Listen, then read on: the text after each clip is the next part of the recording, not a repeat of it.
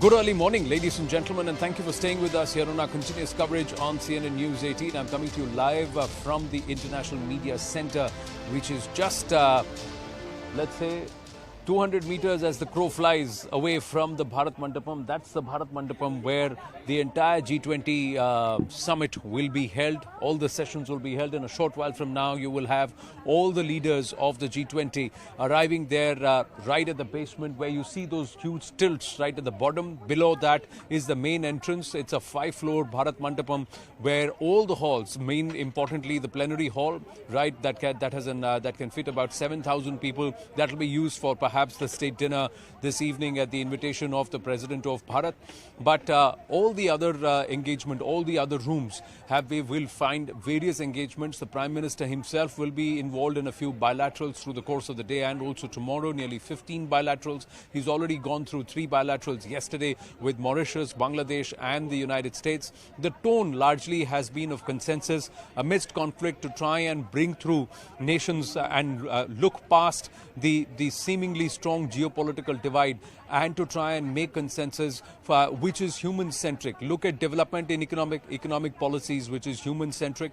I'm right outside. The skies have just abated. We were worried about rain, but so far it looks like it's just a slight drizzle. The weather is nice and pleasant, and the mood perhaps just right to set the tone for the G20 summit to get underway. Siddhant, Pallavi, Arun, they're all in the thick of things. We've got a wide range of our reporters spread across not just Bharat Mandapam and the International Media Center, but also across Delhi at very, very key important points, strategic locations. We will have a lot of the delegates of the visiting nations who will take some time out to sample the rest of Delhi. There will be a lot of the entourage who would not have much as the summit is on. So there are even provisions to keep them engaged. So we'll get you those details too. But first, Siddhant, you are indoors at the basement, at the ground floor, and it's about 10,000 square meters of space that's been opened up to the media of the world, nearly 5,000 plus registrations. Is it already full and buzzing where you are? Well, that's right, Anand. So I'm on the ground floor, and perhaps this is the space where leaders are going to arrive for post-session press conferences. And Anand, on my right, there are these media rooms. They have been given names of Indian rivers, Vindhya, Nilgiri, and there is also other media room where press conferences are going to take place. So the first session, Anand, perhaps we can expect Prime Minister Modi to arrive at around 8:30, and then from 9 a.m. in the morning we can expect the other leaders to start arriving. At 10:30 the first session will begin, which is One Earth, and that session is going to be broadcasted. Prime Minister Modi's statement in that session is going to get broadcasted, and post that there is going to be one family. The second session after the break, that session would be the closed door session, and then the third session is going to take place tomorrow, Anand, One Future, where again Prime Minister's remark will be broadcasted. So unlike BRICS, where we see the statements by all the leaders get broadcasted, in G20 especially, this is the standard template that the host nation only telecast or broadcast their leaders' statement, and that protocol is going to get followed today. So the first session is going to be the open one, and the second session is going to be the closed door session. And Anand, also we are getting this news that Mohammed bin Salman, who was expected to land in Delhi yesterday, he is en route India, and perhaps he's going to come with the full delegation, Anand, and he's going to land with the full delegation as he will be on his state visit. So the release has also come from Ministry of External Affairs confirming the same. At the same time, he's going to meet President Draupadi Murmu. He will hold bilateral with Prime Minister Modi, and there is also going to be the review of the ministerial committee that have been set up by both the countries. So that is again the latest development that we know. Yes. Back to you. Yes, so 9 to 11, so he is going to be staying on even after the G20 is over because it's a state visit for MBS. Meanwhile, the bilateral with Emmanuel Macron is a working lunch that's going to happen soon after the G20 or just before perhaps the joint declaration. But important engagements. I must tell you, ladies and gentlemen, before we go across to Anshul and also Arun Dhanta joining us live at this point, it's indeed a proud moment for us. Just to walk in the way it's been facilitated, the entrance where all the journalists arriving at the Jawaharlal Nehru Stadium, buses at the ready, a 15-minute drive and come in here. And we've got these QR codes. So there is a lot of tech that's being involved. See, all our access passes have these QR codes. All you need to do is show this QR code. It scans, it identifies you. You walk through. The security personnel are courteous, largely members of the Delhi police who've been manning the counter since 2 a.m. But very courteous, very easy, sailing through the security checks. So you just need to cooperate with them. And within, I must tell you my own personal experience. I started at about 6:35 a.m. from the Jawaharlal Nehru Stadium. At 7:05, I was here at this location to be able to join you on the broadcast. So that's how easy it's been made. There were a lot of international journalists with me in the bus, and a lot of them said that they have never seen Delhi like this before. They've covered a lot of conventions, a lot of G20 events. And they said this arrangement, and they've come to Delhi in the past for conferences, for events, and they said they have a different perception of Delhi. What they're seeing about Delhi now, the national capital, is different. It's good to see less traffic, easy commute, and well planned. A lot of people here have said that these arrangements are world class, perhaps better than what they are, much beyond their expectations. For us itself is a very, very proud moment. We tried to stand very, very neutral in our coverage and get you the facts, but it is a moment of pride for India. The rise of Bharat is visible. Our pegging ourselves with the best in the business and the best at the table is also quite visible with the kind of preparations that we see. Isn't it a fantastic view? And I'm just waiting for it to be sundown. The moment the lights are on, our VJs are going to have a feast because this is a visual delight. And it is good to hear our VJs also say, and I must give kudos to them because a lot of what you see is because of them. A lot of them also saying that जहाँ खड़े हो जाओगे वहाँ से frame बन जाएगा.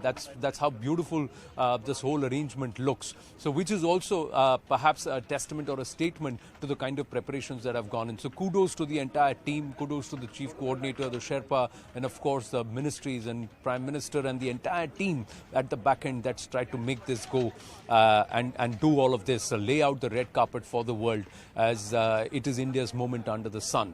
Now let's get back to the coverage and let's quickly go back to Anshul and Arun Dhanta. Arun, whereabouts are you? Anshul, whereabouts are you? I don't have vision of where you are. So take our viewers through where you are and what is it that you're going to be tracking for us through the day here on the network. Yes, Anand, very good morning to you and all our viewers. Currently, I'm reporting from the Ashram flyover in the national capital. Remember, there were a lot of questions that were being raised on how the traffic is going to be managed when the delegates would be moving towards the Bharat Mandapam. But this time around is what I can show our viewers at this point, that there is absolutely no restrictions that have been put in place, especially on this outer ring road, this road that leads straight from DND and goes straight towards the likes of North Delhi, Rajouri Garden, Rohini. This entire stretch has no barricades whatsoever. There is absolutely no checking that is happening or the vehicles are being stopped. The movement of traffic is something that needs to be credited to the Delhi police and the kind of management that has happened. Leaving aside the NDMC area, there is absolutely no restriction whatsoever that has been made. However, over the next 2 hours, what we have been told by the Delhi police is that since there will be movement from the airport towards the hotel of a few of our delegates and a few of head of states who will be reaching India in the next few minutes, and from their respective hotels to the Bharat Mandapam, there is going to be strict restrictions that would be put in place for at least 2 hours. Post that, we can imagine the free flow of traffic that we are seeing on our screens right now that will continue throughout the day and tomorrow as well. So yes, the kind of traffic arrangement that has been made are very, very liberal. But yes, the message from the Delhi police is still that if people at all need to move towards the airport or crucial junctions such as the New Delhi railway station, they should take the services of the Delhi Metro because all the metro stations are open and it is going to be an easy commute for them to take the metro rather than going through the road, which could be affected when the routes are in place. Right. We did see a few of our friends from Delhi, residents of Delhi, trying to push through the barricaded areas. The cops were being patient with them, telling them that they cannot bring the vehicles, their own private vehicles, into this area anywhere around the Bharat Mandapam.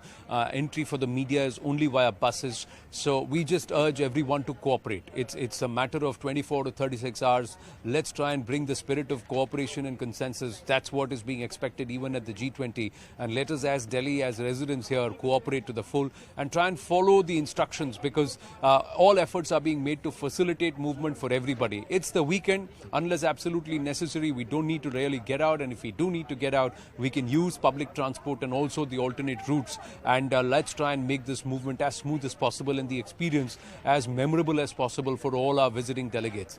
That spirit of Atithi Devo Bhava is something that is we should all put out. Meanwhile, we should have Paul Fletcher, the Shadow Minister for Arts, Science and also Digital Economy in Australia. He's a member from Bradfield. He should be joining us live any moment now. Quickly before that, Arun Danta, whereabouts are you?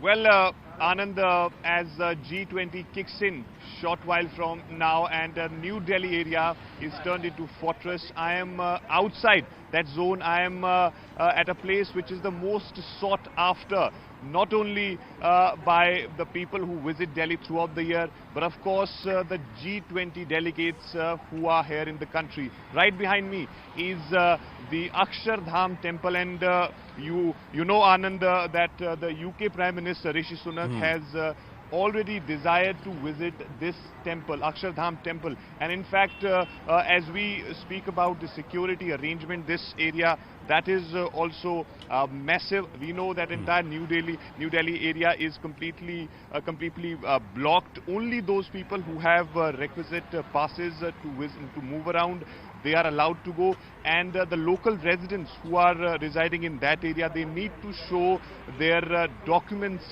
then only they'll be getting the access to that area. Right now I'm standing on that path which is heading towards the ITO, Vikas Marg, which is completely blocked. The Gita Colony Road is completely blocked. But other than that, if you go outside the New Delhi area, you will not face any problem. Metro is commuting and bus services are also there. Government has ensured that people who are heading towards the railway station, they do not find any difficulty. People who are heading towards the airport, they don't find any difficulty. So government on their part has made all the necessary arrangements. A, that the delegates do not face any difficulty, and second, the commuters, the residents of Delhi are also not at a difficulty. So all these arrangements are made keeping all these things in mind. Back to you. Well, Arun, Anshul and the entire team of CNN News 18 are going to get you coverage right through the day, ladies and gentlemen. It's a team that I'm very, very proud of to be a part of, and we've put in our heart into this, just like we can see a lot of heart and soul and effort that's gone in to project India in its true form. So there is a mix of culture, civilizational ethos, and along with that, technology. We are a high-tech nation with our roots in our civilizational ethos and our culture, and that message stands out all around. The LED displays which were there at the entrance showcasing our culture, the symbols of the lotus, the wheel, and also all those representations right from the time of the Harappa and Mohenjo-daro civilizations, our own scriptures, the representations of our Adikavyas, the iconic imagery, symbols which have a huge amount of not just spiritualism but also science steeped in it. This entire beautiful structure itself, if I can show you, we've got to take a short break, but have a look at this. This has been designed like a conch. It's got plenty of cultural ethos to it. Right in front of that plenary hall that you see, it's lit.